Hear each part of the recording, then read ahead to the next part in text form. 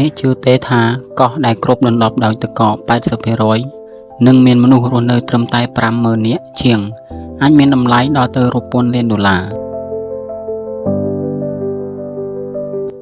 ក្នុងឆ្នាំ 2019 ពិភពលោកបានភ្ញាក់ផ្អើលម្ដងរួចមកហើយនៅពេលដែលលោក Donald Trump ចង់ទិញកោះ Greenland ពីប្រទេសដាណឺម៉ាកតើ Greenland មានអ្វីអស្ចារ្យហេតុអ្វីបានជាអាមេរិកចង់បានវាខ្លាំងម្ល៉េះ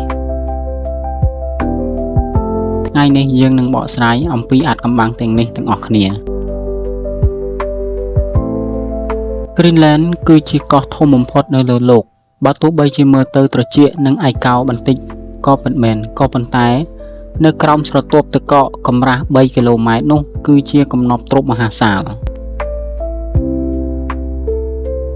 អ្នកជំនាញប៉ាន់ស្មានថានៅទីនោះសម្បូរទៅដោយរ៉ែកម្រដែលជាវត្ថុធាតុដើមមិនអាចខ្វះបានសម្រាប់ផលិត Smartphone ឡានអគ្គិសនីនិងបច្ចេកវិទ្យាយោធាជាដើមមិនត្រឹមតែប៉ុណ្ណោះវាក៏មានប្រេងកាតឧស្ម័នធម្មជាតិមាសនិងពេជ្រដែលមិនទាន់បានជីកកកាយនៅឡើយក្រៅពីសេដ្ឋកិច្ចនិងរឿងនយោបាយយោធា Greenland នៅចំកណ្ដាលរវាងអាមេរិកនិងរុស្ស៊ីអ្នកណាដែលគ្រប់គ្រងកោះនេះគឺគ្រប់គ្រងដំបូលនៃពិភពលោកអាមេរិកមានមូលដ្ឋានទ័ពនៅទីនោះស្រាប់ដែលវាជាខែលការពារដ៏សំខាន់សម្រាប់ចាប់សញ្ញាមីស៊ីលឆ្លងទ្វីបបើអាមេរិកអាចទិញកោះនេះបានពួកគេនឹងអាចទប់ស្កាត់ឥទ្ធិពលរបស់រុស្ស៊ីនិងចិនបាននៅតំបន់ប៉ូលខាងជើងបានទាំងស្រុង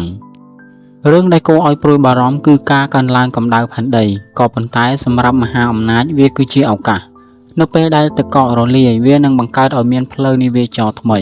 ផ្លូវទឹកកាត់តាមប៉ូលខាងជើងនេះនឹងក្លាយទៅជាផ្លូវកាត់ដ៏ខ្លីបំផុតសម្រាប់ដឹកទំនិញពីអាស៊ីទៅអឺរ៉ុបហើយ Greenland នឹងក្លាយទៅជាកោះដ៏សំខាន់បំផុតដាណឺម៉ាកបានឆ្លើយតបយ៉ាងច្បាស់ថា Greenland មិនមែនសម្រាប់លក់នោះទេប៉ុន្តែគឺជាការប្រជែងគ្នានៅលើកោះនេះនឹងមិនបញ្ចប់ត្រឹមនេះនៅឡើយតើអ្នកយល់យ៉ាងណាដែរប្រសិនបើអ្នកជាម្ចាស់កោះ Greenland តើអ្នកនឹងលក់វាដែរឬទេសូមអរគុណសម្រាប់ការទស្សនាវីដេអូនេះតាំងពីដើមរហូតដល់ចប់សូមកុំភ្លេចចុច like និង Subscribe វីដេអូនេះម្នាក់មួយផងដើម្បីទទួលបានវីដេអូនិងចំណេះដឹងថ្មីៗបន្ថែមទៀតជួបគ្នានៅវីដេអូក្រោយសូមអរគុណ